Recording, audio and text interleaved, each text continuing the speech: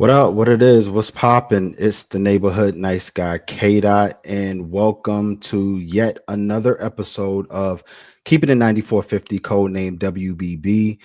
We are here live in full effect with my homegirl, none other than the most interesting woman on the planet, Lolavia Pope, aka Lolo Bite, aka Big Low, aka Lolo. What's going on? What's going on, K Dot? I'm blessed and I'm black. It's a good day to be here to talk hoops with you. It's been a while. It's been a while, but we're back. Absolutely. It has been a while. And I want to give a quick shout out to the Charlotte Sting right quick, bring back the Sting. Um, we have had a lot of things that's happened since our last live show. And we're not going to talk about a whole bunch of things. We're going to keep it, kind of, keep it funky a little bit. We know that the playoffs have started on yesterday. We had four great games between, amazing competition within each teams, maybe except for one. But, we're going to just get right into it. First off, Lo, I do want to get your assessment on something because I just read today that it was a report that came out that this was the most watched regular season in WNBA history. And I wanted to get your quick take on that because there were a lot of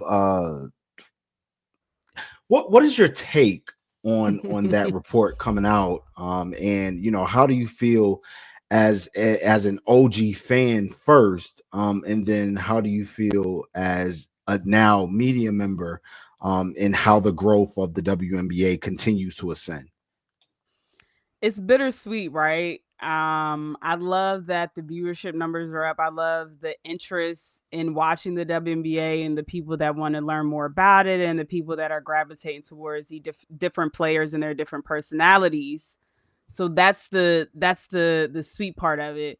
The bitter part is the standum, of course, that comes with it. People really not liking basketball, but more so liking personalities. And just the vitriol and hate that we've seen, in the WNBA space. So that's why I say it's bittersweet. But as an OG fan, it's nice to see the WNBA get back to a level where it's garnishing attention and people are talking about it. And if you remember when it was on, what was it, ABC? When we were, younger watching it, it was on TV often. The games were sold out. Like, so it's kind of bringing back that nostalgic feeling, but now it's even at a higher degree. So I love that the women are getting the attention that they deserve. Hopefully, in the CBA negotiations, they'll get the pay that they deserve, which is most important. Um, and overall, I thought it was funny because a lot of people truly in their hearts believe that one player is garnishing all of this attention.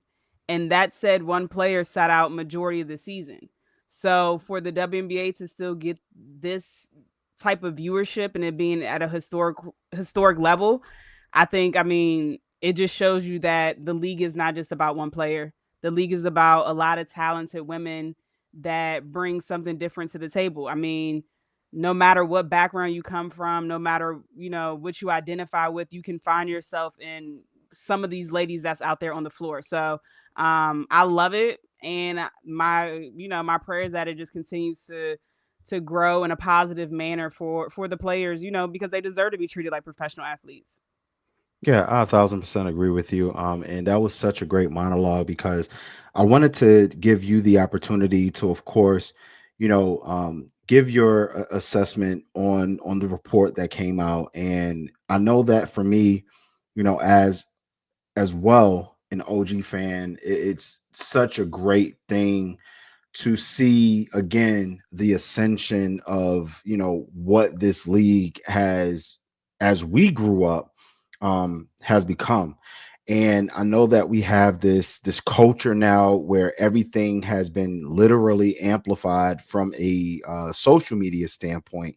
That Yeah. means everybody has an opinion on everything, and not necessarily valuing those opinions, but because everybody everybody's opinion is now being, I guess, in 4K.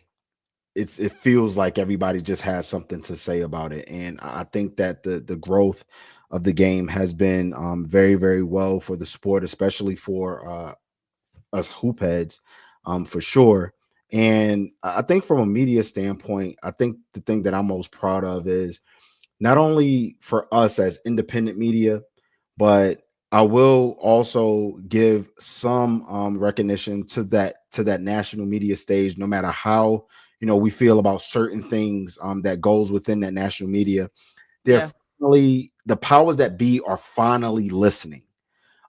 Whether that's good or bad, they're finally listening, and we need to just continue to kind of fix that bad part of it, of the listening, because of course everything is still what we call clickbait, and everything is headlines, from that standpoint. However, this is how you reel people in, but we're going to continue to do what we do as media, especially independent media, where we're amplifying these amazing athletes, for this amazing league.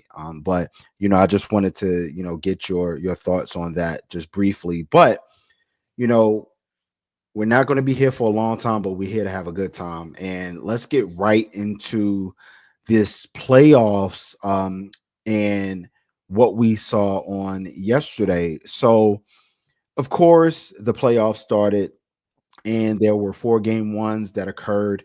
And I'm not going to go like in any particular order, but I do want to start off in Atlanta, where the Indiana Fever, um, uh, lost to the Atlanta Dream, 80-68. Alicia Gray and Ryan Howard went off. I think that from those two standpoints, I mean, it's clear as day. Those are the two people that is going to set the tone for the Atlanta Dream to win the series. And um, I think what's important to look at is the rebounding battle. I believe that the rebounding battle was won by a swift margin by the Dream, 36-32. So Lo, I want to get your analysis on this game in particular, because this was a close game, almost throughout, until Atlanta went on that patented third quarter run. So, what did you see most out of Atlanta first, and then what did you see out of Indiana, that was that made the game close early on, but unfortunately they weren't able to, get the victory at the end of it. Yeah, I mean, I think Atlanta took care of business. They took care of home court, and the thing that stuck out most to me was honestly their defense. Holding Indiana to 15 or fewer points in the second quarter and then the fourth quarter, that just shows that they are locked in on the defensive side. They were making it very difficult for Atlanta to get any type of rhythm, any type of buckets in those two quarters in particularly. And then, the rebounding battle, like you said, but also the second chance points, 18 for Atlanta. So I think that when you have Ryan Howard, and this is kind of what we all been asking for, right? We've been asking for a game where Ryan Howard and Alicia Gray go off during the same game, both scoring 20 points apiece. We got to see them both in their bag doing what they do best, and that's scoring. And then we can't understate how important Nas Hillman is to this team. Their ability to go far in the playoffs is going to depend a lot on her. Of course, of course, you need Ryan and Alicia to kind of lead them in that direction, but you need your other players to step up as well. And this whole season, she's just been playing fantastic. 16 points, 9 boards on 71% shooting. And I think we'll kind of get into it a little bit later with Nas because I have her for one of my awards. But like the thing about her is it's instant energy when she's in the game. Um, she's a very versatile player as well, so she can stretch the floor. It's a lot of things that she can do out there. So she just adds a different piece to them.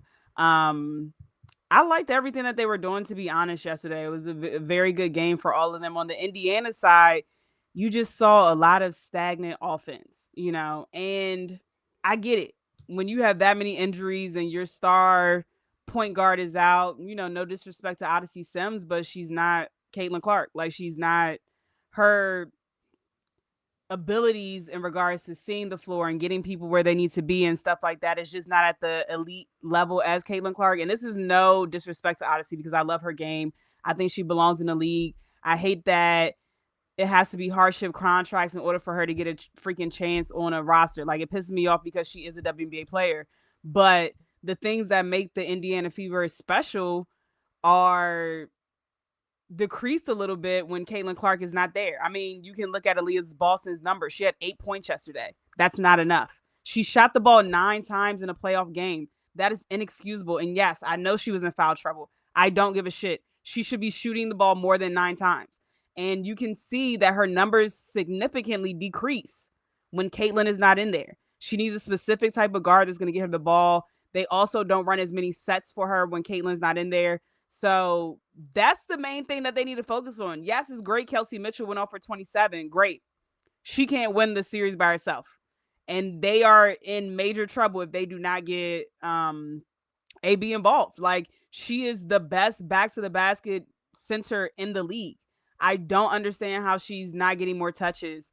And the thing is, she's so versatile, you don't even have to get her in the post. Move her around. Let her create on her own because she's also a great passer and great decision maker. She's going to go down as one of the best passing centers in WNBA history. I'm calling it now. Like, she just has it. She has the vision. She knows how to get the ball where it needs to go. She has great basketball IQ. They have to get her involved more. It's just not enough. Yeah, she had 8 points, 12 boards, and 5 assists. Like, I love that when her shot wasn't falling, she's able to do other things. But nine attempts is just not enough for an all-star caliber player like AB, in my opinion. Defensively, I would like to maybe see them switch it up a little bit. Maybe go from zone to man and man to zone, like, just switch it up to kind of keep the dream just a little bit off balance. Like, you got to do something to make them have to think a little bit more and turn the ball a little bit over a little bit more. So those are my biggest takeaways. To be honest, I think this is over. I think it's going to be a sweep. Respectfully. I love your analysis there because what one thing that you and I understand when it comes to how to successfully win games is you got to have some type of fluidity, Yeah. especially from an offensive standpoint. And I thought that from the Indiana side, that's where it lacked. There was Mm-hmm. not a lot of fluidity. Um, I think it was a little too much high screen and roll Mm-hmm. because when you have too much high screen and roll, it causes you to play one-on-one basketball, and that's not a great formula to have, especially in a playoff setting when you're playing multiple games against the same team. Yeah. And there's going to have to be a change there if they are thinking about bringing this series back to Atlanta for a game three. So I think that's one of the major things. You mentioned Aaliyah Boston not having the best night from a shooting standpoint. I 100% agree with you there because it's not enough. I mean, few solid attempts, but it's not enough. You Mm-hmm. know, few buckets are here and there, but it's not enough. Like, say you're bigger than yourself, I say it's not enough. Mm-hmm. So I think that from Aaliyah Boston's standpoint, she has to be more aggressive, and I think that it's going to have to go through her. She is going to be the sun that have the planets orbit around her, knowing that you don't have your gravitational pull and Caitlin Clark Mm-hmm. there. So that's one thing. But going to Atlanta, once again, Ryan Howard and Alicia Gray, phenomenal. Jordan Canada, phenomenal. Naz Hillman, Yep. listen, phenomenal. Yep. She has been such a great bright spot for the Atlanta Dream since she's been there. Definitely was a candidate of mine for most improved and sixth player of the year. So I think that from not only her gameplay, but it's just how vocal she is and how she communicates on the floor and making sure that the guards are in their place. Like you can see her on the back line communicating when to switch, when to stay home.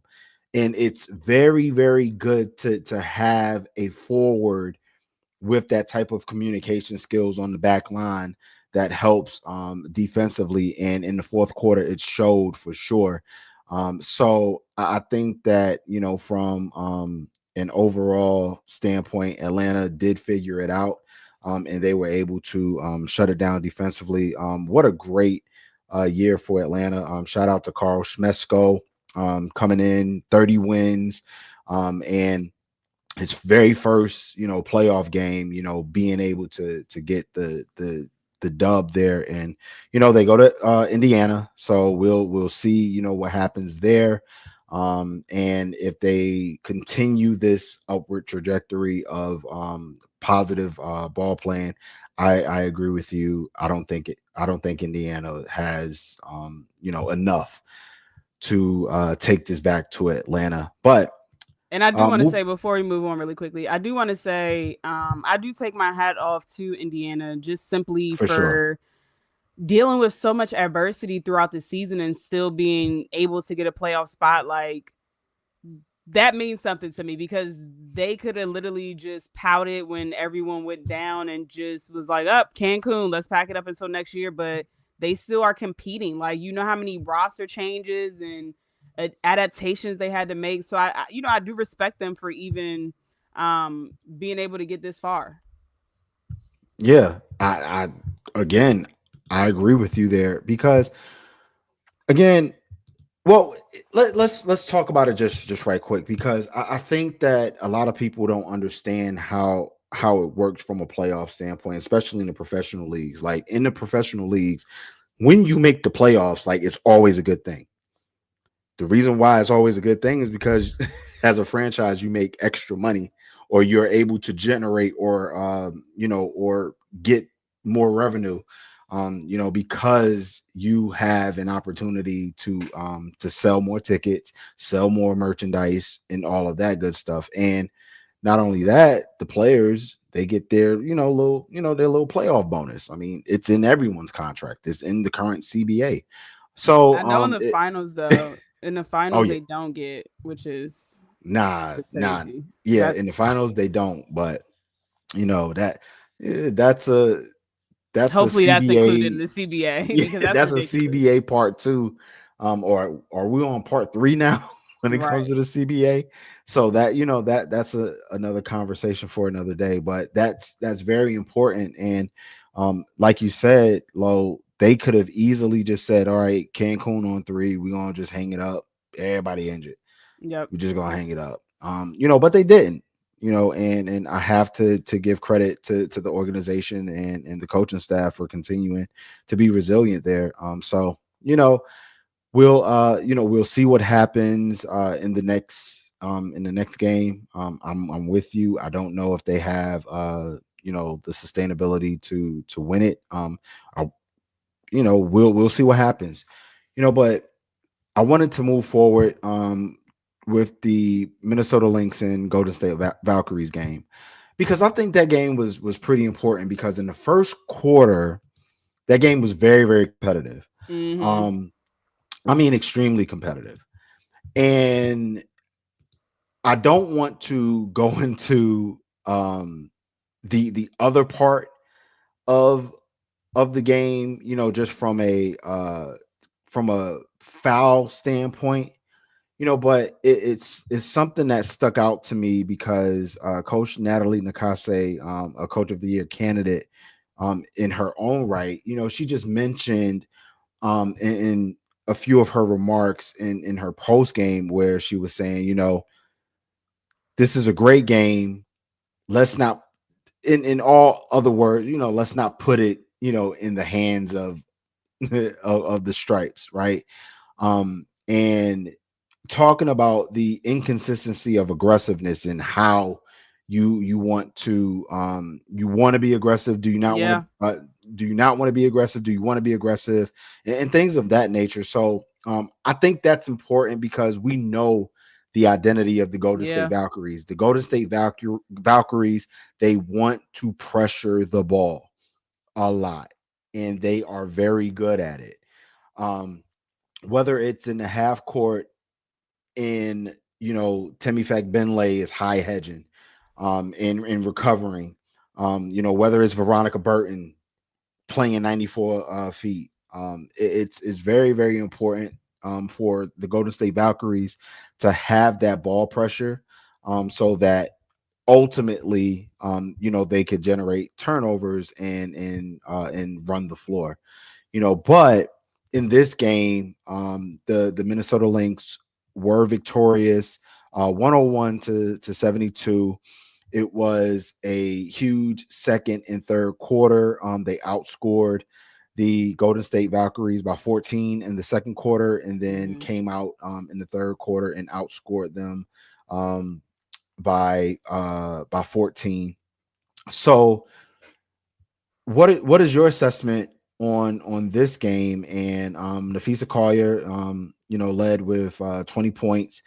Um, and I want to get your assessment on the Valkyries first, because again, when you're looking at kind of like the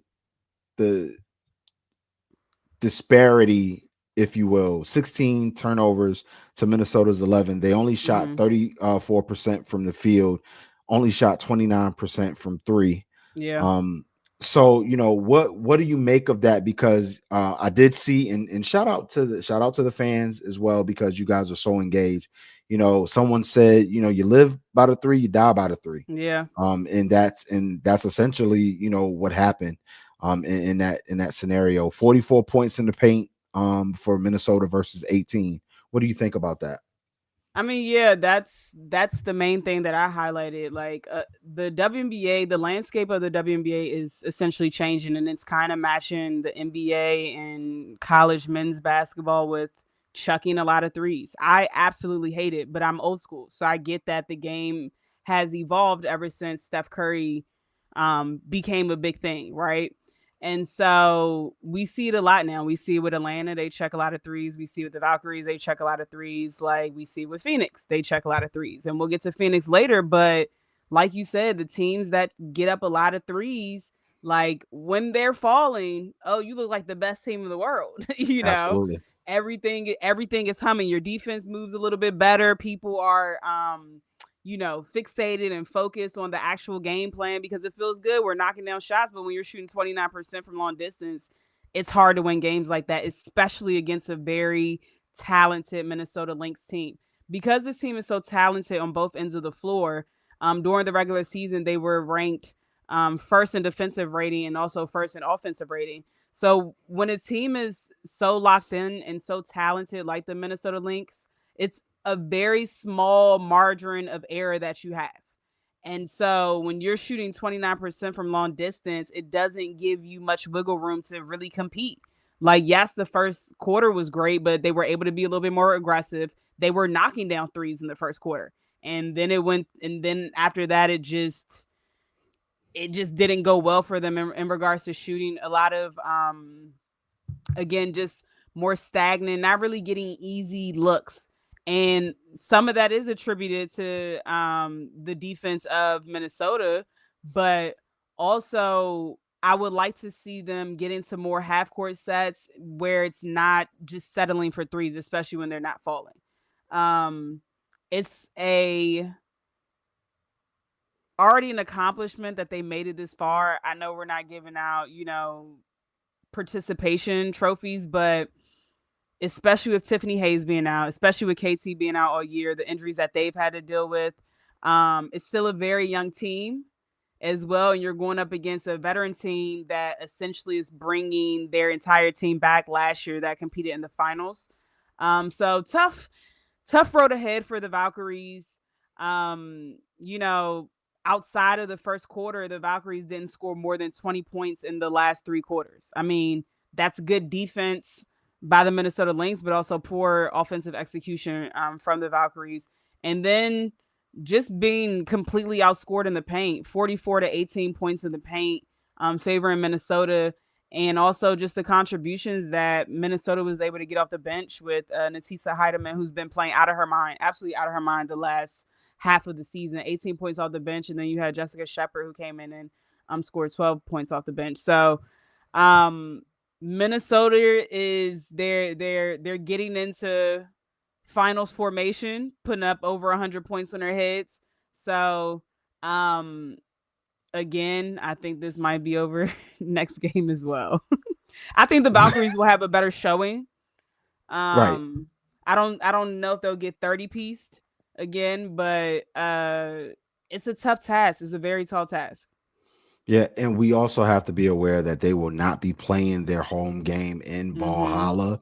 They Right. will be 50 miles or 50 minutes.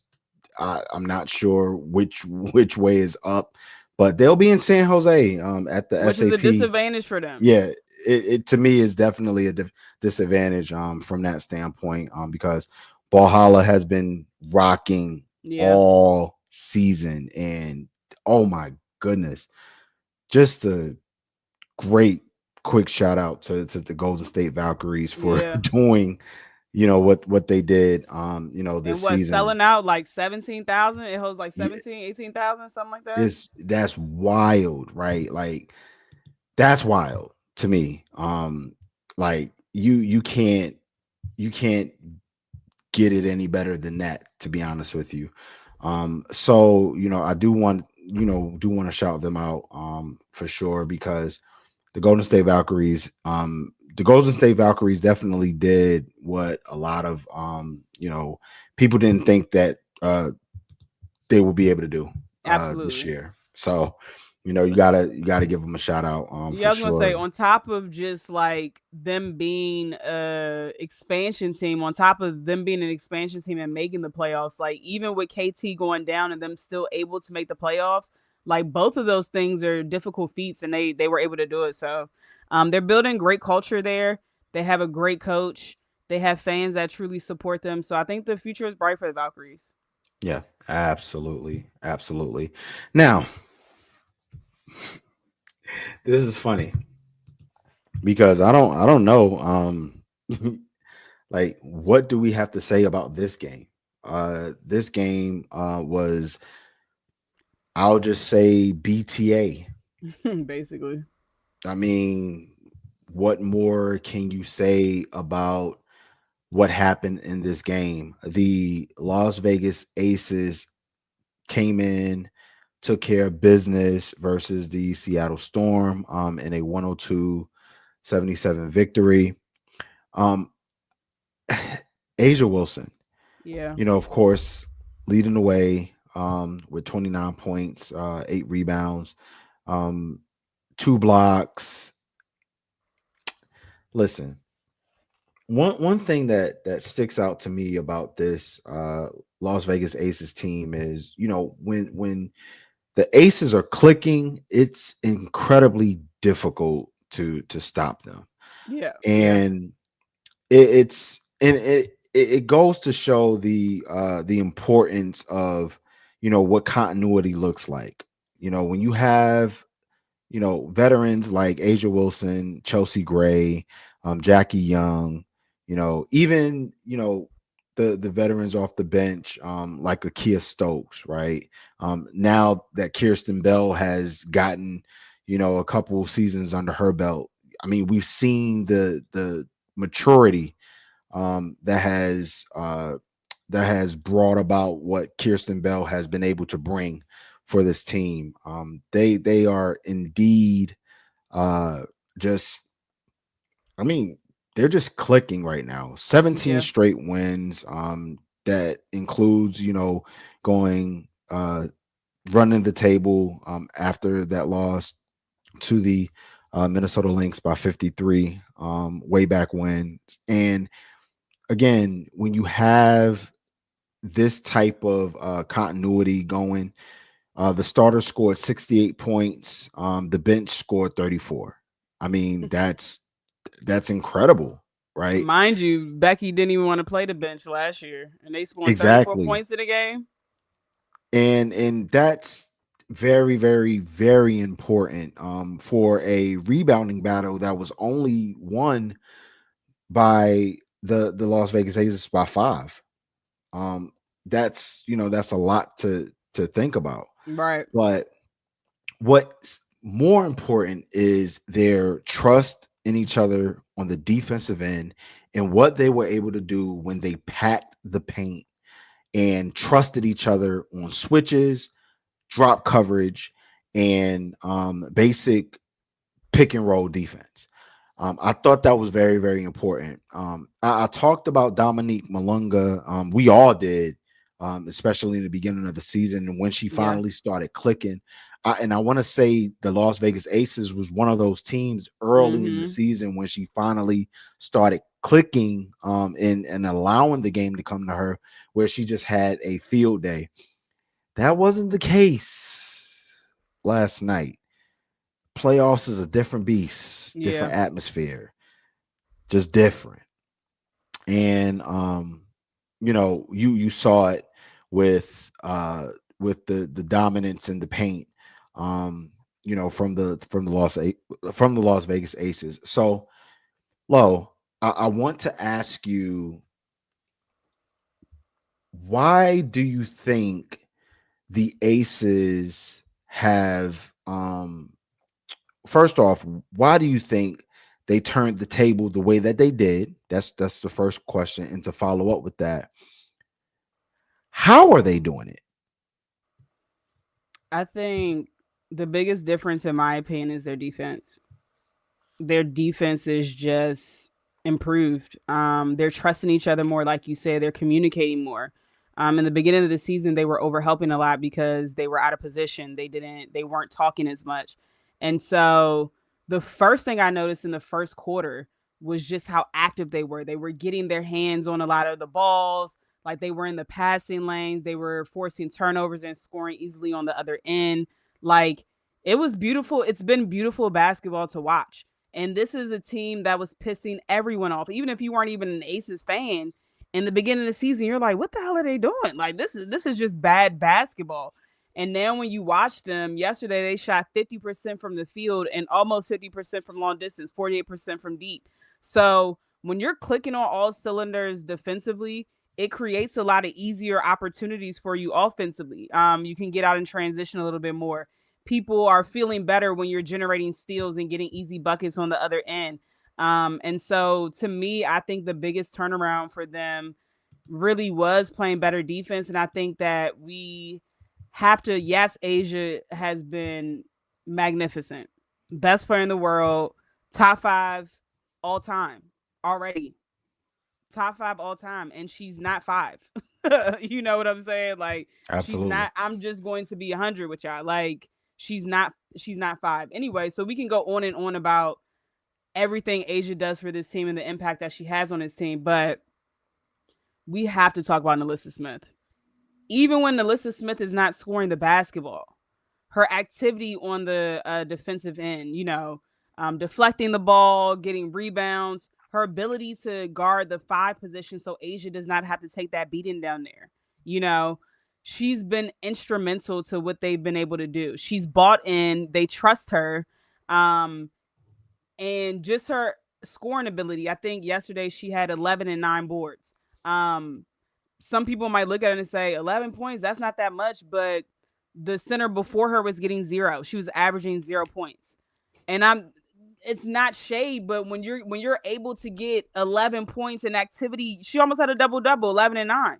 When you're able to get that kind of activity and actually convert it into scoring, not only does it make the defenders have to defend, Nalissa Smith. Before, they were playing 4 and 5 because they knew that Kia wasn't necessarily going to shoot. She wasn't an offensive threat. Now you have to defend. You have to stay home on Nalissa because she can score in a multitude of ways. And I think she's reminding everybody why she was the number 2 overall pick just a few years ago. We discussed it before on this podcast that in Indiana, she didn't really get a fair shot at um being really included in the offense. And that's no knock to Indiana. When you have a special talent like Caitlin, and then you also have a special talent like AB, somebody's not going to get shots. And that was Melissa, unfortunately, was the person that kind of got pigeonholed or blackballed in that situation. Then Dallas, just a shit show down there. You know, they're just trying to figure out what they're doing. They got a stellar stud in Page. Um, I don't know if they really want to know. I don't know if they really know what they want to do with Enrique yet. Satu had left, so they're just trying to put pieces together in Dallas, and it didn't go as everybody intended for it to go. So she didn't really have a great shot there either. So I feel like with the Aces organization, you already have a foundation of winning. You already have a foundation of being a champion, and just having that mindset and just being able to be surrounded with greatness. With seeing how Asia practices, with seeing how she prepares for the games, with seeing how a championship organization is run. I think it definitely helped her step up her game all the way. And I was the first one to say when they traded a first round pick for her, I'm like, I don't know if Nalissa. I always said that Nalissa Smith was a good player. You don't go number 2 in the WNBA draft without being a good player. I just thought that she was in bad situations. So I knew she would be good for them. I didn't know how good she would be for them because I thought they still needed another center as well. Um, do I think that her sole presence is the reason that they've gone on this 17 game winning streak? I do not, but do I think it's a major part of it? I do. I mean, in totality, everyone is playing better. You're getting better minutes from Dana Evans off the bench. You're getting productive KB minutes, period. You're getting vintage flashes of Jewel Lloyd coming off the bench. So everyone has stepped up their game and played better. So I think that's why we see the success with the Aces. But I would be remiss not to give Nalissa Smith the flowers she deserves and the credit that she deserves in helping them turn their season around. Yeah, absolutely. And Nalissa Smith has been an incredible addition to this team since being acquired. I want to kind of jump over on the other side because Mm-hmm. something is wrong in Seattle. Yes. And you can point the finger at a lot of things, but for this team to be as talented roster wise, I know that they've had a few bumps in the road from an injury standpoint, especially in the beginning of the season. I spoke with Brendan Potts, who covers the Seattle Storm, and he mentioned uh, the the loss of Jordan Horston very very early, due Yeah. to the injury at AU, not her not being there, and then getting acclimated with new guards now that Joel Lloyd has been moved to Las Vegas, and the acquisition of Erica Wheeler being on being on a training camp deal and working her way, into at one point she was starting Right. for the Correct. Seattle Storm, and then the acquisition, midseason acquisition of Brittany Sykes, and the Alicia Clark experience not working. Mm-hmm. So it's so many things that we can say about what's wrong with the Seattle Storm, but I have to respectfully go back to coaching. I just don't know if I really don't know if there's a game plan, if there's a strategy, if there's adjustments. It just seems like we're going out there and we're hooping. We'll figure it out when we figure it out. Right. Um, do I want that to happen? Absolutely not, because I do truly believe that the coaching staff that they have there is a very good coaching staff. But maybe sometimes when you have personnel on the roster, and then when you have a certain coaching staff, maybe it just doesn't gel and it just doesn't work out, and that's unfortunate. But it's also the way of sports and how you're you're running your organization. So briefly, if you can describe one word or phrase about how this Seattle Storm team look. Roster be damned. What would your assessment be in one word or phrase? Undisciplined. Mm, Undisciplined for sure. And I agree with you. I think, in my opinion, from top to bottom, this roster has enough talent to compete and to not get dogged how they did yesterday. Like, it's embarrassing. It's on national TV. And for some people, it's their first time watching WNBA games because we're watching during the playoffs because we know it's going to be good hoops. And then this is the product that steps out on the court. Like, it's inexcusable. And I understand teams get beat. Some teams are just better, but this is also a team that beat Vegas by a hefty margin before during the season. Um, my biggest thing outside of the coaching is Seattle flat out needs shooters. They should have did whatever they could to keep Sammy Wickham last season. Like, they think about it, like, who are their shooters? Skylar's not known as a spot up or jump shooter. Like, can she hit it sometimes? Absolutely, but she's a downhill player. Your best shooter is honestly NECA. And it's kind of hard when your four is your the best shooter on your team, and she's already garnishing so much attention because she has to essentially be the best player on both ends of the floor. Um, so in the off season, they better pray somehow, some way they're able to get AZ Fudd or one of the shooters that is coming out in this draft class, because next year they're going to have the same exact issue. I do think that missing Jordan Horston is huge, but Jordan Horston doesn't shoot the ball that well either. She's a slasher. She's athletic. She gets to the cup. She's a great defender. Her defense leads to offense. So, and that's no disrespect to her game. I mean, she's probably working on it now that she messed up her ACL. But overall, like, Jordan Horston coming back isn't saving this team. Like, will it help them? Absolutely. But they need shooters, period. Like, they should be, based on their roster on paper, they should be one of, if not the, at least in the top three for defense. They're lengthy. They have a lengthy front court.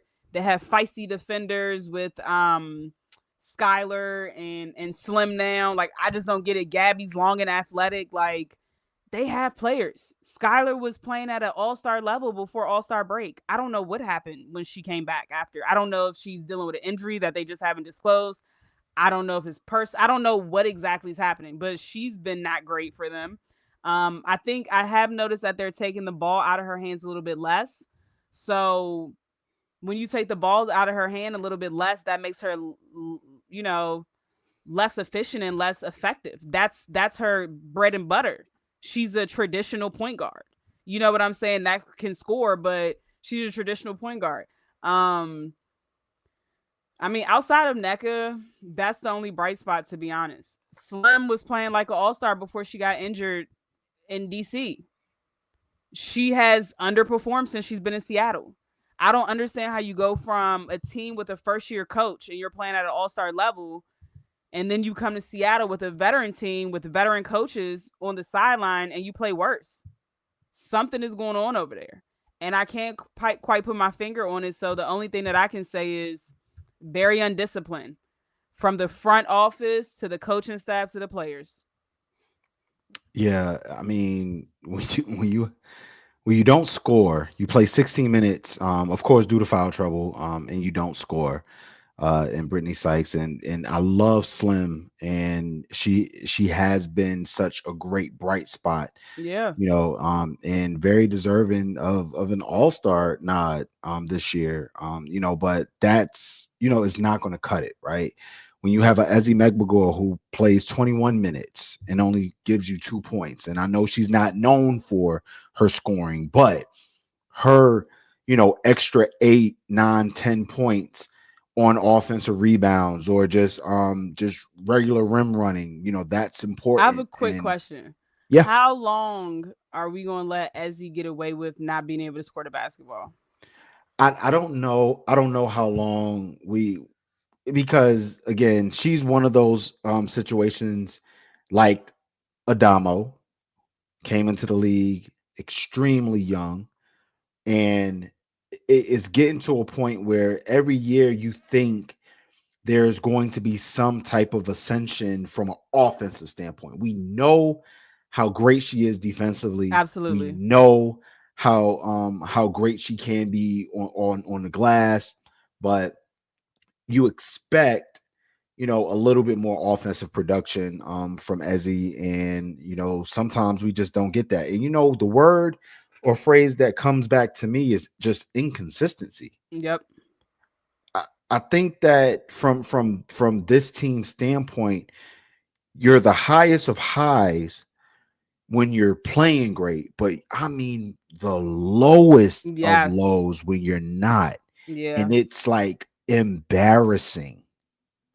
Embarrassing. Your entire starting five is a negative on yesterday. No bright spots. You come out very, very laxed.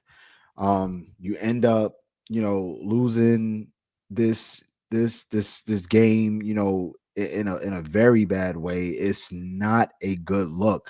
Optics is everything, and from the Yeah. optics, it just doesn't look good, and I personally am concerned.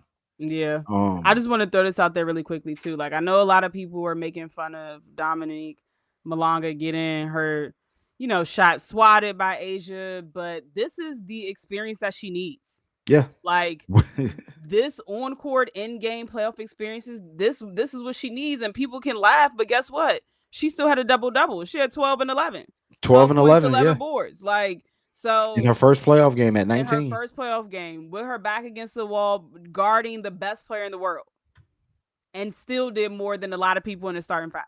So I mean, laugh all you want, but this is the end game 4K experience that she needs in order to be the player that she's going to be. Yeah. Absolutely.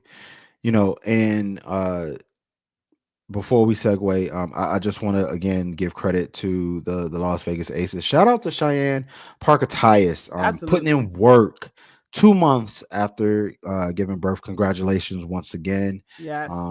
Black women, Period. black women, for sure. Uh, oh man, had a great game in her minutes that she played. Looked very good on the glass. She had a wide Mhm. open three, had a nice little scoop scoop lay out. I mean, I was loving That finger roll, her right? activity. Woo. Yeah, the finger roll. Yeah, I was loving her act. I was just loving her activity. Yeah. Like, even when she didn't get any type of offensive production, her activity on and off the ball, both Mhm. offensive and defensively, was really, really good. Because the thing So is, she's been out, of course, all season, so she might not know the schemes and the plays and everything just absolutely. yet. But one thing you can't deny is effort and activity, and she's every time she stepped on the floor, she's given that. Period. Absolutely. People forget that when she was with the Chicago Sky, she was activity, like all Yep. activity. She was Yep. so difficult to get off the offensive boards. Like, she was Yep. so active. So And we're talking about a player that was in the All Star game less than what 4 years ago, 3 years ago. yeah, yeah, So she can yeah. And hoop. she was an all-star last. I believe she was an all-star her last year in Atlanta as well. Yep, If that's I'm what not I'm talking about. mistaken. Yeah, so 3 years ago. I think 2 years ago. Yeah, something like that. So, and it's incredible. But on to the last game, and this was a barn burner. We knew it was going to be a barn burner. We knew it was Mm-hmm. going to be the biggest of the four, and that's the New York Liberty and the Phoenix Mercury. The New York Liberty squeezes an overtime win, 76-69, but it Yeah. came with a price. Brianna Stewart went down in the overtime with a left knee. According to Ramona Shelburne, she will be getting an MRI. There has been nothing concrete about the severity of the injury, so we're still up in the air there. The New York Liberty out rebounded the Phoenix Mercury 48-31. Um, Huge, and that's to a team that all year long has been head scratched in lack of rebounding. Right. The New York Liberty. So for them to out rebound the Phoenix Mercury in that margin, that's huge. And you have to give credit to their defense in the fourth quarter, limiting the Phoenix Mercury, I believe, to just 14 points in the fourth and overtime combined, if I'm not mistaken. But low, Natasha Cloud, she led the way with 23 points, had a full stat line. Obviously, I think she is and has taken this situation personal with them trading her to Connecticut. Mm-hmm. Um, but what did you think about the overall effort from the New York Liberty squeezing this one out in Phoenix? They got very lucky.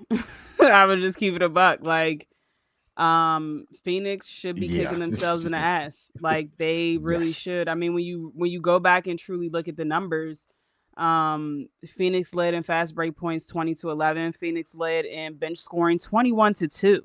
You got 21 points off your bench. New York got 2 points off their bench and you couldn't close the deal. New York also had 20 turnovers. 20, y'all, 20 20. American 20. turnovers.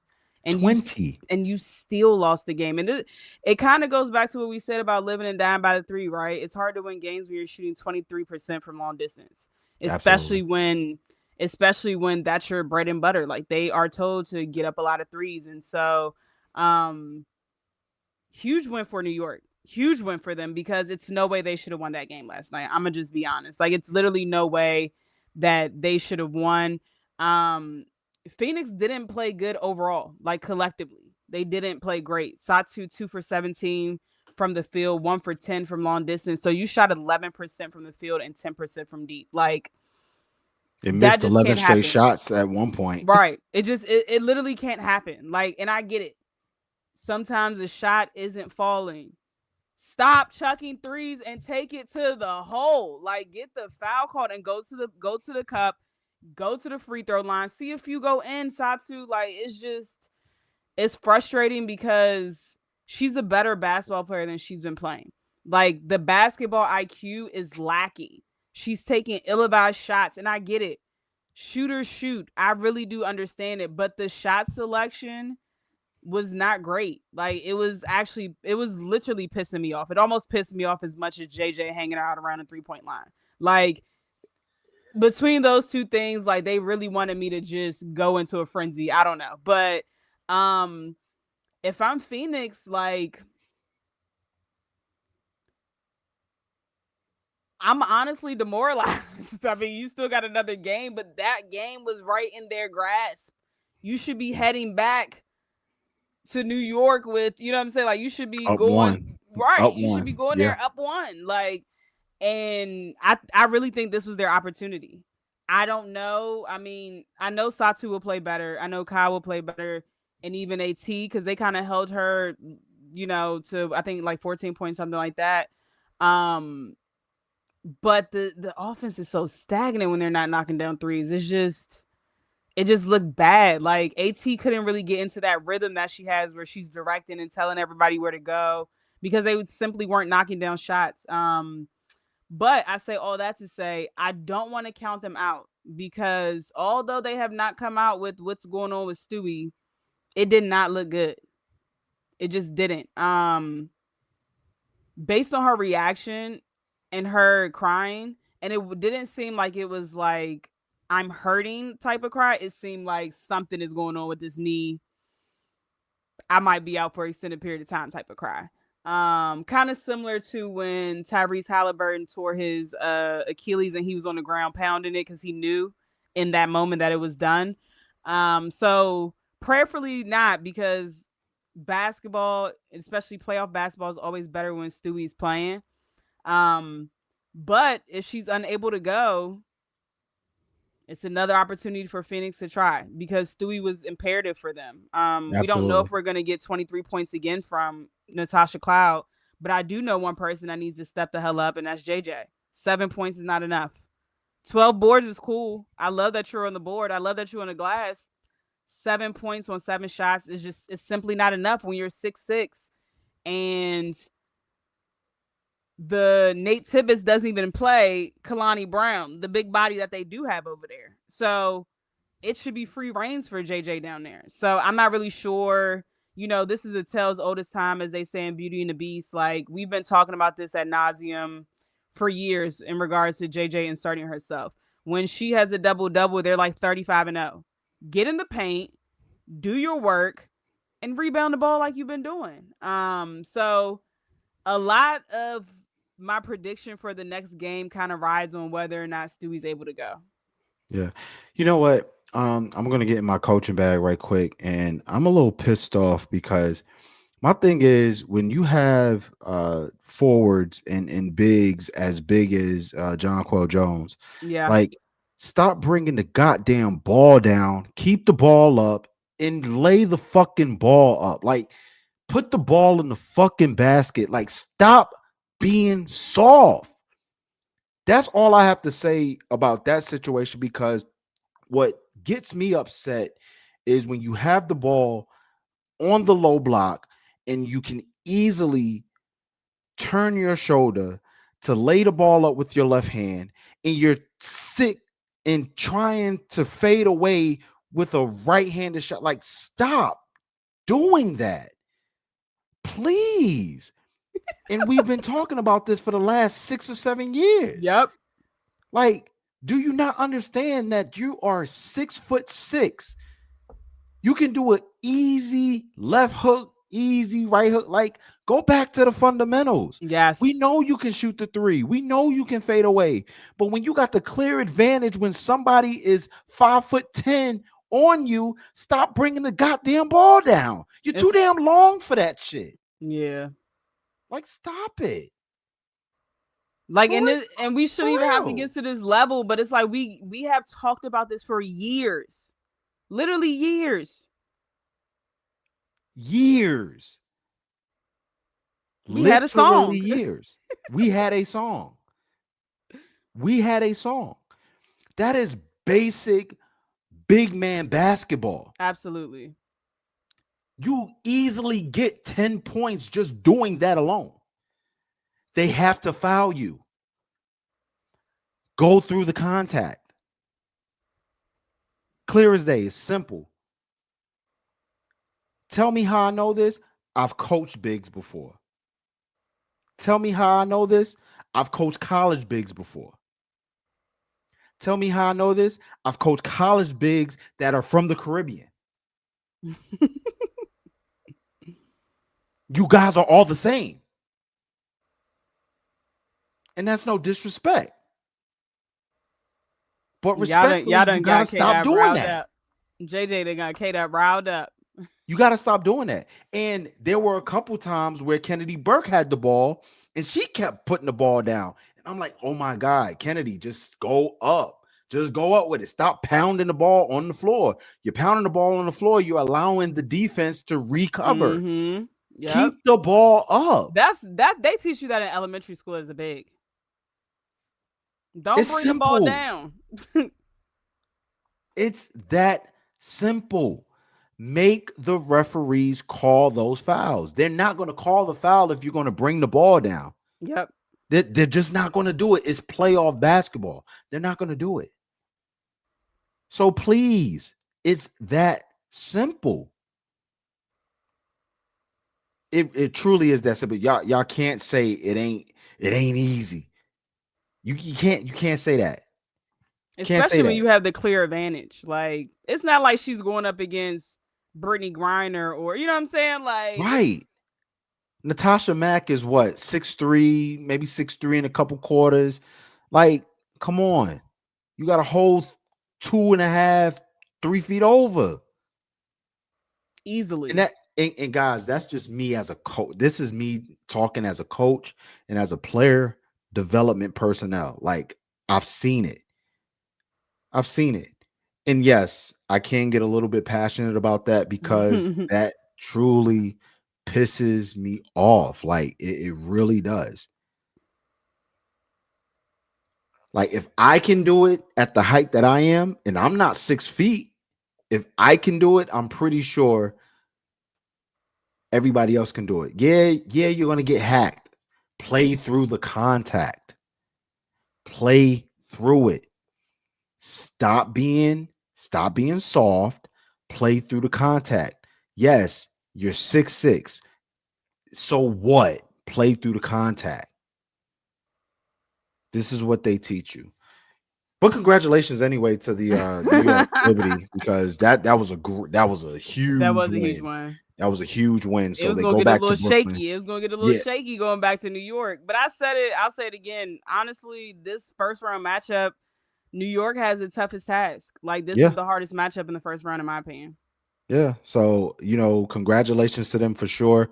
Hopefully, we'll get some word on Brianna Stewart. They don't play until Wednesday. That's another New York advantage as well. Yep, I was They gonna don't say that play too. until Yep.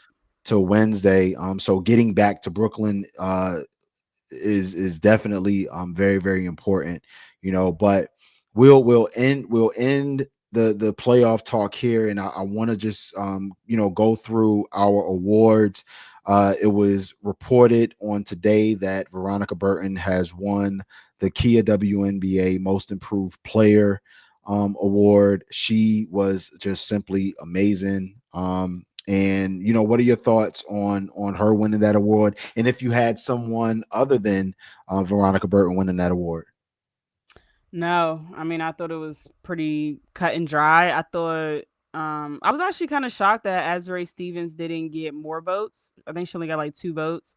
Yeah, And Veronica had 68.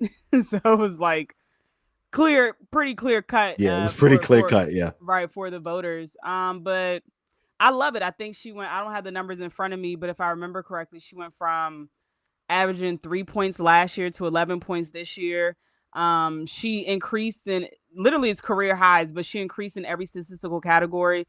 And before her stint with the Valkyries, like we knew Veronica as a defender, right? Like we just knew her as being a delete offender, and I think, or elite defender.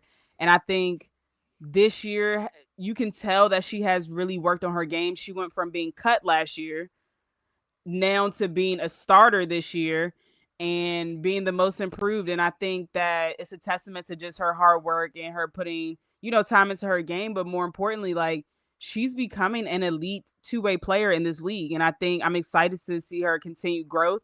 Um, and her playmaking abilities. I think I read that she was able to have at least 10 assists or more in 8 games this season.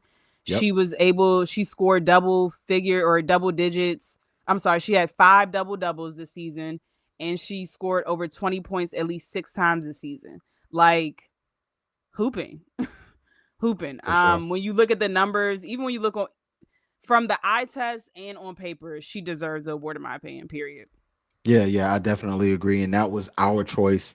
I think it was unanimous there. I Yeah. know that Nas Hillman, we felt that she was definitely deserving. Azrae Stevens as well, definitely deserving. I think that Natisha Hotteman got one vote in that most improved slot as well. But you have to give credit where credit is due. Veronica Burton, um, around this time last year or sometime in this same area. She was at a YMCA just putting in work Yep. after being released and waived. So, for her hard work to pay off in this capacity, it's been really, really, really good to see.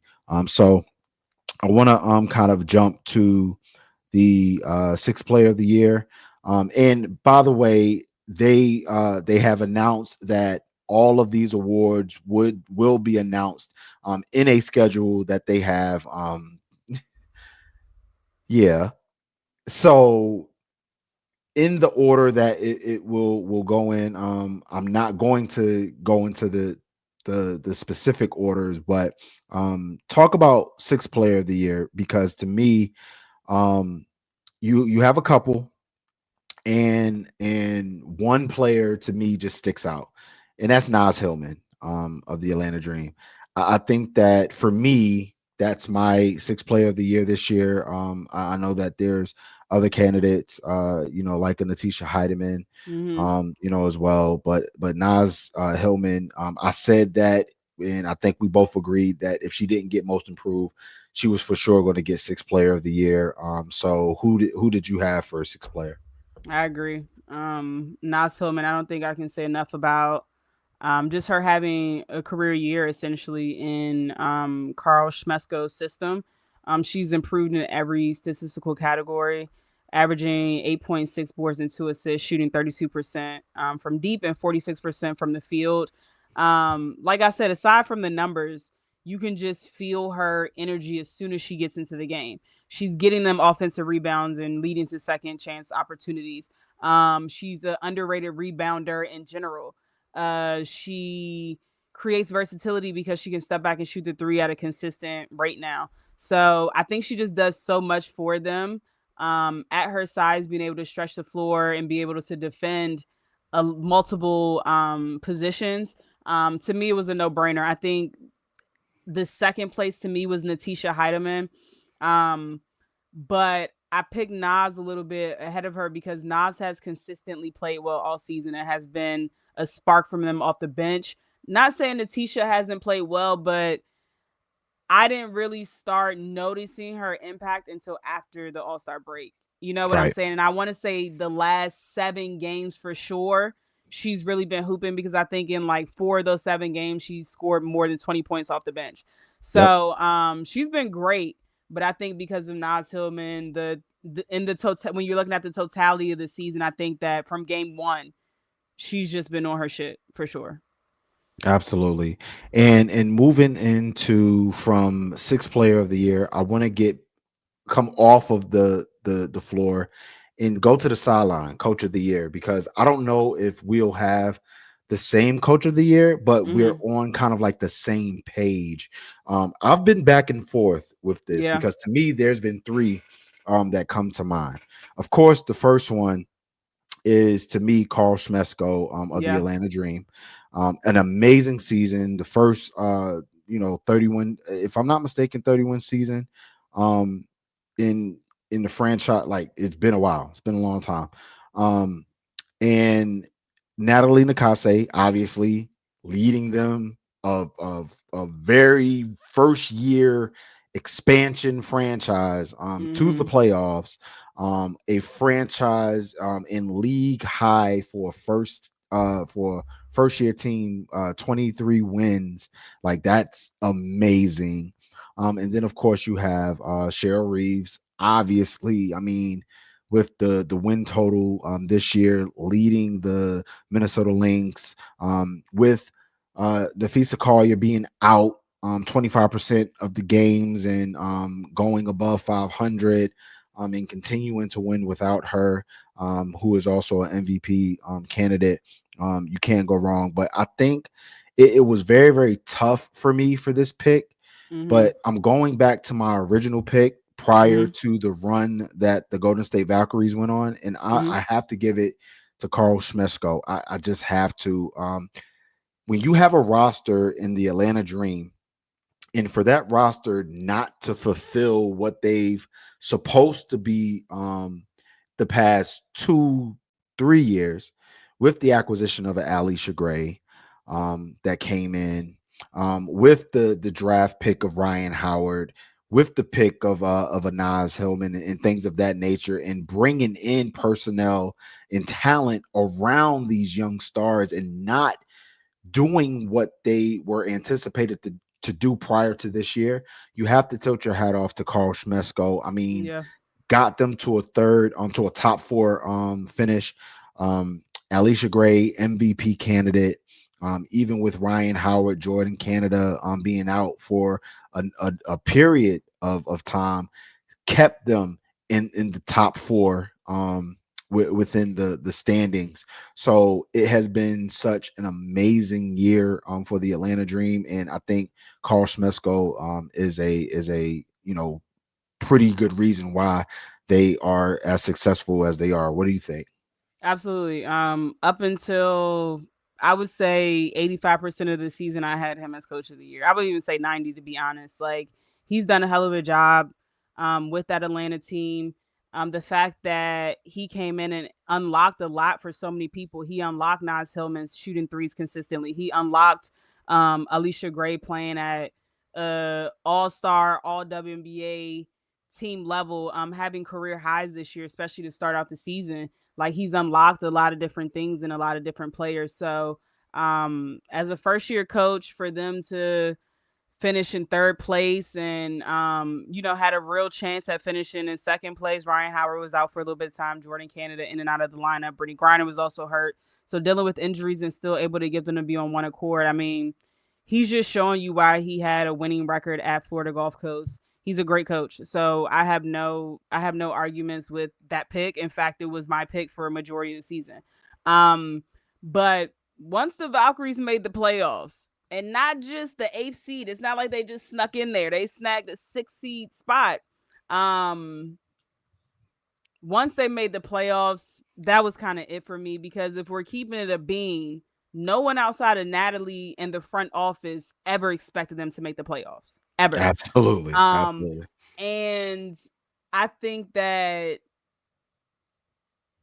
not even because it's their expansion year, like, or not even because they're an expansion team, which is very important, but the fact that everyone, including myself, were dogging them for their drafts.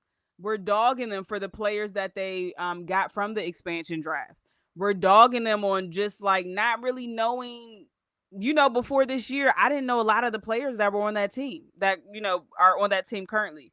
So for her to come in, build culture, have sellout games, have an identity as just a hardworking team and a defensive team that's going to play hard for 40 minutes, like being able to still get them a 6 seed with multiple players being injured, with getting them to a 6 seed with not having a star player at all. Every team has at least one star player, someone that is their go-to player. I would say their go-to player was Tiffany Hayes at a certain point in time, and then I Hmm. guess it went to KT maybe, but both of those players have been out of the lineup. They have been injured.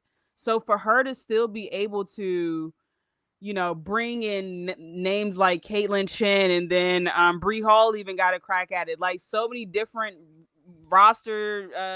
so many different people joining the roster, and still for them to be able to keep a playoff spot. Um, you just can't say enough about her coaching ability. And I think a lot of people saw this year of the importance that she brought to that Aces sideline as well. Her X's and O's are immaculate. Like she is Hmm. just a great coach. And if she could do this with the team that she had this year, when she actually gets like star players, watch out because Natalie can coach her ass off. And I don't know if people realize how major this is. Usually in the first year, teams do piss poor. Like, so not only does she exceed her expectations, but now she's putting a lot of pressure on the other expansion teams, right? Absolutely. Because before you could get away with not being great because it's like, oh, they're just an expansion team. Like, you know, this is what happens. They're not good. Like, this is just what happens. And it's like, no, her first year she went to the playoffs. So the other front offices are going to be looking at the Portlands of the world, the Torontos of the world, and the Phillies of the world. Like she kind of set the blueprint. We're not saying you got to go to the playoffs the first year, but you got to at least compete. And so I think outside of her X's and O's, she just built a great culture there. Her team has an identity and her ability to get them to just lock in. Like everyone knows their roles. They don't try to do more than what their role is. And it takes a special coach to get everyone to lock in and just play their role. Yeah, yeah, for sure. I knew that we were going to be split on that one. Even though I think that Coach Natalie Nakase for sure um, did an amazing job. And I will not deny, her greatness there because it was indeed like those games, win or lose, those games were just electric. Yeah, for So sure. definitely give a shout out to both Carl Smesco and Natalie Nakase.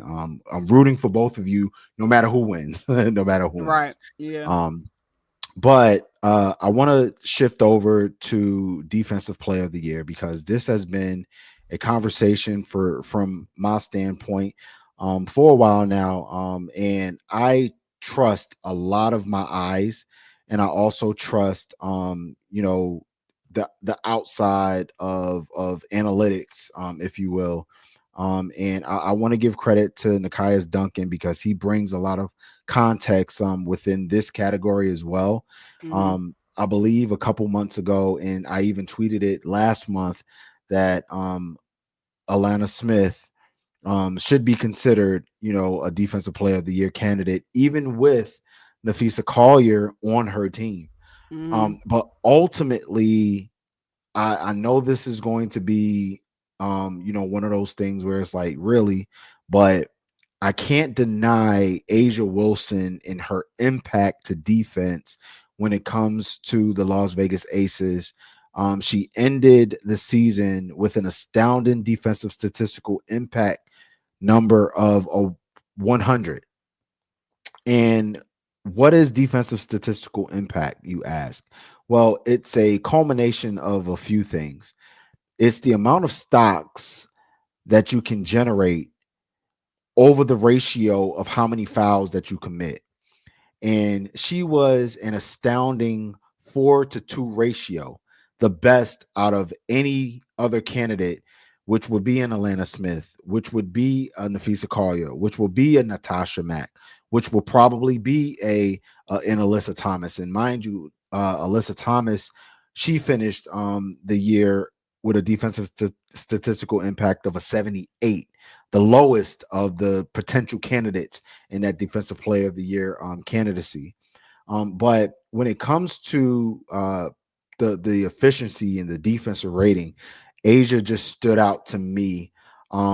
Just from a defensive standpoint, she's the anchor of the Aces defense first off, and then what she's able to do from a steals standpoint and from a blocking standpoint is just unmatched. Yeah. And you see it every night. It's not like she's getting deflections and just like they're counting it as steals. Like she's literally sitting down and getting steals, getting in passing lanes, and generating offense off of her Mm-hmm. steals. Yep. She's loud in her help side defense and her blocking ability. She held one of the top percentages in low percentages in the paint when opponents are trying to score on her. I believe she was at like a close to like a 46 percent. It was definitely under 50% in attempts versus makes. And I think she was top three along with Alana Smith and I believe Ezzy Megbagor. So I mean, when you're looking at those type of statistics, you can easily make the case that Asia Wilson could be defensive player of the year. And personally, if I had a vote, she would be my pick for defensive player of the year. What do you think, Law? I agree. And when we talk about defensive player of the year, I mainly look at like the eye test. I'm gonna just be honest. The numbers are cool, but most of these stats are based on team defense. And just watching Asia's impact, I mean, it's undeniable. Like we talked about the Aces 17 game win streak, and that doesn't start without their defense getting better. And who's the anchor on that team? Like Asia Wilson, she cleans up so many mistakes for that team. Um, like you said, with her blocks, she's smart enough to keep the ball inbound so that they can get it and take off into transition. She's able to switch on guards this year. Like we see her being able to switch and do pretty decent staying in front of speedy guards. I mean, she just does so much for that team, and like you said, she never takes a playoff. Um, from blocks to steals to like starting from game one, you just saw how active she was. Like getting hands on the ball, getting into passing lanes. Like she was in top five for steals at a certain point in time during the season for a while, actually. So for me, it's Asia Wilson as well. I don't mind Alana Smith. I think she's definitely in the conversation, and I see a lot of people have her as number one right now. And I get it. You know, she's one of the best defenders on the best defensive rated, team. So I get the logic for that. And she does take a lot of pressure off of Fee because Fee doesn't have to, Fee's already undersized and she doesn't have to body or, get bodied by these, big centers like a JJ or like a Brittany Griner or like a Bree Jones. You know, like Lane can take most of that impact, and so I don't mind it. But for me, when you're watching the game, it's easily Asia. Like it's not even close, and that's no disrespect to Alana Smith, but when I watch them play, I see her often in foul trouble when she's going up against more elite talent at that spot. And in order to be defensive player of the year, like you got to be able to stay out of foul trouble, in my opinion. And so I think for me, the moral of the story for me is Asia's impact appears to be more, in my opinion. But again, she's not going to win defensive player of the year and MVP again, so that's just not happening. And then speaking of MVP, let's just talk about it. I believe that on the 19th, the MVP finalists will be announced. Mm-hmm. I would assume that the MVP finalists would be a top four as opposed to a top three. And the top four, in my opinion, this year has been in no order: Alicia Gray, Alyssa Thomas, Nafisa Collier, and Asia Wilson.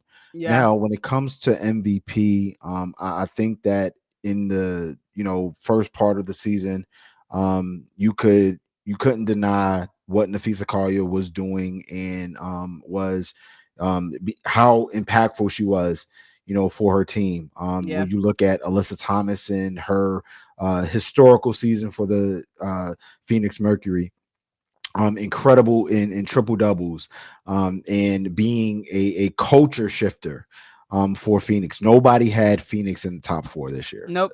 Let's keep it a bean.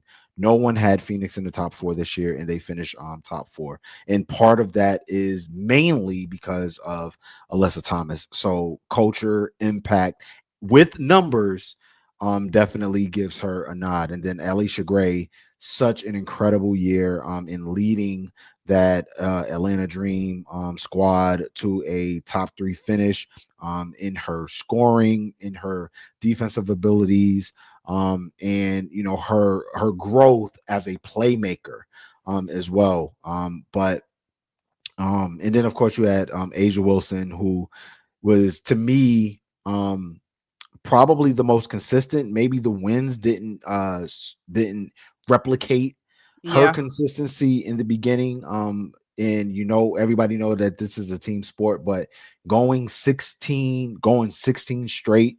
And to me, from a statistical and from an impact standpoint, walking down the preseason favorite in Nafisa Collier. And mind you, Nafisa Collier did miss 11 games this year, so that's 25%, which normally doesn't happen to an MVP, but we don't know, what the voting is going to look like. But Asia Wilson, to me, is hands down the most valuable player because of said impact. They are nothing. The Las Vegas Aces is nothing without Asia Wilson, and you can print that, you can tweet that, you can do whatever you want. It is just straight facts. They know that Um, too. so my pick will ultimately be Asia Wilson, even though I did have Nafisa Collier winning this MVP award prior to her going down in the beginning of August.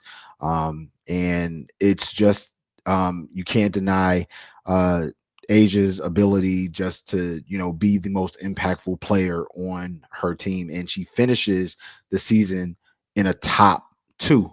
Um, when they were on the fringe of not even being in the playoffs. So finishing the season with a CRAM of 12.6, that's the highest gold standard. And that just goes to show how impactful she was. At the usage rate that she was, I believe she finished the regular season with a usage rate of, let's say, I think it was like a 28.6%, if I'm not mistaken. Could be completely off there, but I just think that from her impact standpoint, she's just undeniably the the most valuable player. So what do you think, Lo? JC funny. Shout out to JC. I agree. I agree. And I will say this.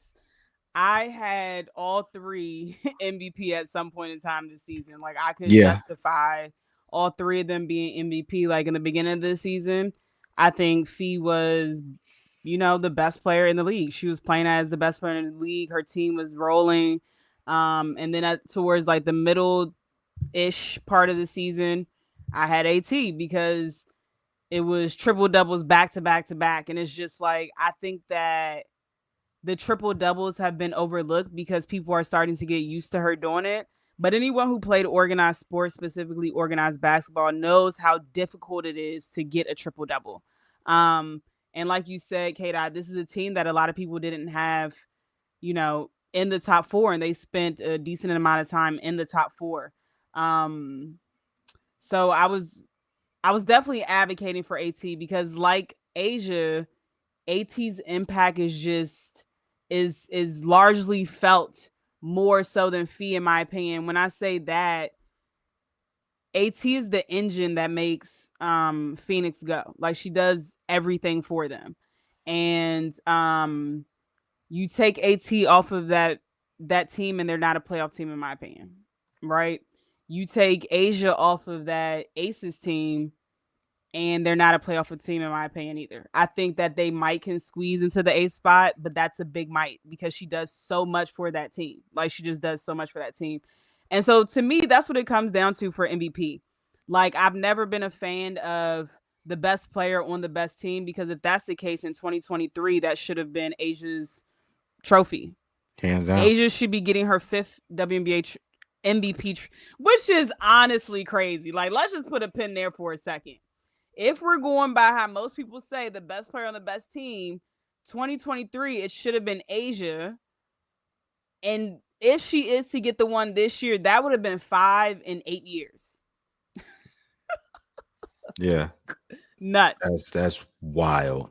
But just back to the MVP, I just think that for you to will your team to 16 wins in a row, when you guys were in ninth place, K Dot, ninth place, they were looking Ninth. outside of the playoffs to finishing second. And we're talking about their most difficult point of the season. This wasn't their easiest stretch of the season. This was one of their most difficult points of the season. They played Atlanta, they played Minnesota. Like Yep. they played some of these better teams.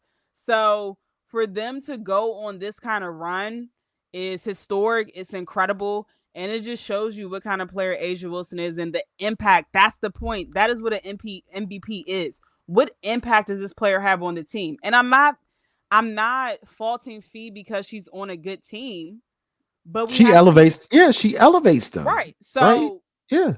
Minnesota is a good team without Nafisa Collier. Right. They're a Right. better team with her on there because E- she's that good. But exactly. let's not get it twisted.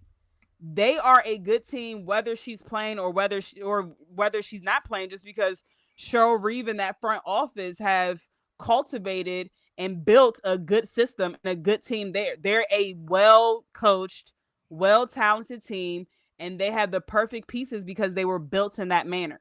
The Absolutely. Aces and Phoenix, it is not the same case for Not them. the same. You Not take the off same. AT and you take out Asia, they are a mid team, respectfully. They are mid. And people can say, oh, the Aces still have 3 Olympians on there. They have not played like Olympians all season. Let's just keep it a buck. Like they have not. You're bringing someone that's making $250,000 off the bench because she couldn't get right in the starting lineup. Like, so for me, I get it. People have voters fatigue. We've even seen media personnel giving explanations about Asia didn't outdo last year's numbers. I want to make it very clear. What the hell does 2024 numbers have to do with 2025 award? Like it doesn't. So I'd rather y'all just say I'm biased and I don't want her to win again than give such a shitty excuse as that. Like because that's honestly ridiculous. What does 2024 have to do with her ability to be MVP in 2025? Like, and for the people that's out there saying, "Oh, Asia wasn't consistent in the beginning of the year," You She can was. like, do y'all understand how averages work? Like, you have to be consistent in order to be the number one like leading scorer. Like, you can't average 10 points the first half of the season and then all of a sudden average a whole bunch of points to be the number one. Like, it doesn't work like that. Asia's been good all season. Her team was Absolutely. ass in the beginning of the season. Like, let's Like be clear. for context purposes, and these are the numbers around the numbers. These aren't exact, but she averaged like 22.7 points per game before the run, and during the run she shot that average up to like 27.8 points per Right, game. yeah. So like she's always been at 23. If you round it up, she's been at 23 points per game before the run, and she was at 20, almost 28 points per game during the run. So Right. And I like also want to say, when she was averaging those 23 points, I want to be very clear, because the Aces were playing so poorly, she was getting doubled and triple team and still averaging 23 points. Now teams aren't sending as many bodies because they're knocking down shots. You can't really send bodies. And so you see, like, so when people try to compare it to Nafisa Collier, who's a great player, I think she is the second best player in the WNBA, right? Um, when you try to compare it, it's not the same, because you can't send multiple bodies at feed, because her team is just so well rounded. They're you can't great leave at them open. spacing the floor. You cannot leave them open. And you see people doing that less and less with the Aces, because now they're knocking down shots. So they can't send three bodies at Asia. So I'm actually more impressed that she was averaging 23 while seeing 2 3 bodies, to be honest with you. I just want everybody to use context clues. And I don't know, to me it's a close race. It truly is a close race. But if people are watching the same thing that I'm watching, it's Asia Wilson. Like, you cannot deny her impact to that team and just her impact in the WNBA in general, period. Yeah, yeah, I agree. And that's my assessment. If I had a vote, now you have it. That's who I would pick. Yep. You know, Veronica Burton for MIP, Carl Schmesko for Coach of the Year, Nas Hillman for Sixth Player of the Year, and Asia Sweeping Defensive Player and MVP in my opinion. Yeah. Um, you know, and then of course Lowe has Natalie Nakase as Coach of the Year. And then I think we Correct. both have Rookie of the Year the same. I mean, Yeah, and Rookie of the Year. I mean, come on, you can't deny Paige yeah, Beckers. And she's had an incredible season. I know that historic. Dallas didn't, from a win standpoint, didn't do what we thought they could have done. But then Mm-hmm. we think about what the circumstances were, in that situation. But yeah, Paige Beckers for sure, Rookie of the Year. I just want to just quickly talk about all W first team. We don't have to go into second team, but my all W first team. I have Fee, At, Asia, Alicia, and this one was like for first team. This one was like incredibly difficult for me, and I know that wins are like super important in these all W's. Mm-hmm. I kind of squeezed Paige in that first team. I know everybody's gonna be like, "What?" But like, I squeezed Paige in there because, like, from a historical standpoint, like it was just crazy, and I could have put Kelsey Mitchell in that spot, um, but I just think Paige just did an incredible job. So Paige squeezed into my first team. Who did you have for first team? I had the exact same list. Okay, okay, yeah. I think Paige got to be there. I mean, I just do. I'm sorry. Like, I think I'm picking Paige over Kelsey Mitchell. I just am. I think for her to still put up a historic rookie season despite everything that was going on in Dallas, I mean, you can't write it any better than the rookie year that Paige had. And for her to still, even though they didn't win a ton of games, but in a lot of those games, that young team was competing. Um, and the fact that she is still super efficient, You know what I'm saying? When doing Yeah, all of yeah, this, like I think it's just I mean, we saw growth within her game. We saw them even, sending multiple bodies at her. So I have Paige as well. I got Kelsey Mitchell in my second team. yeah, yeah. And then my all defensive first team, I had Alana, Fee, Asia, crap, can't remember, and I don't have my notes in front of me. No, I know it was Alana, Fee, Asia, um, At, um, and it was one more. Could not think, can't think about it right now. But I also want to give Natasha Mack a lot of flowers as well. Natasha Mack finished top four in defensive statistical impact. But I think I had Natasha on the I think it was Natasha. I think Natasha was In your my fifth first. in my Okay. first team, just because of that impact and what Yeah. she was able to do. But I know I'm forgetting somebody.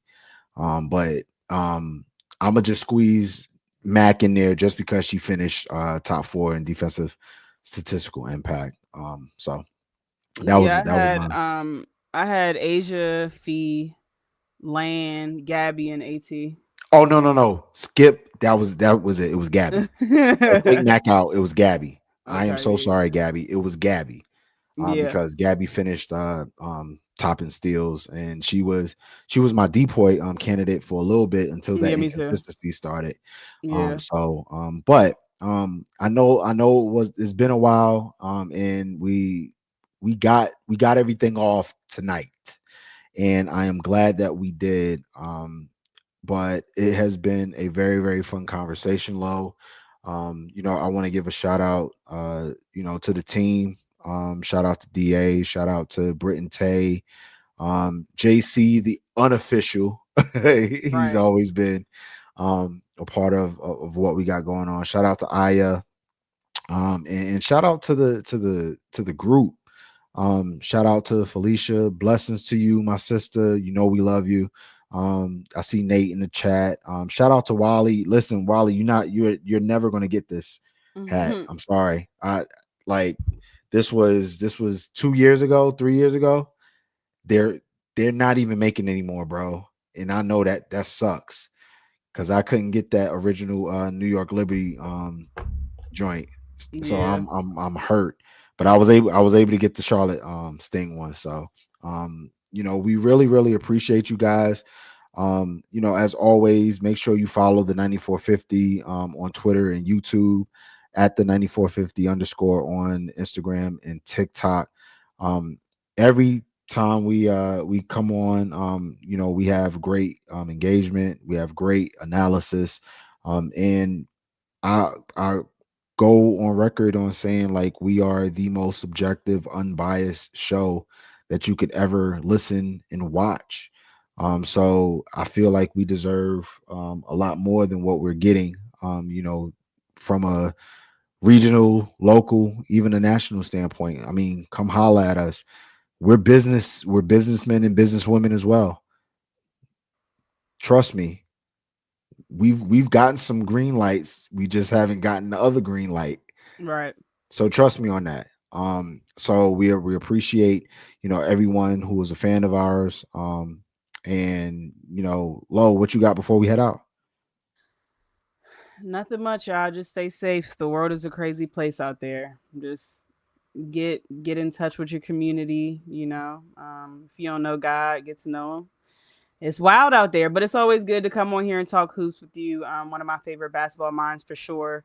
And although I'm everywhere doing this podcast stuff, y'all know where home is always. JC, shut up. But yeah, shout out to everybody that always supports, whether that's retweet, coming in here and chatting with us, talking to us. Make sure you subscribe and follow all of that. Tell a friend and tell a friend.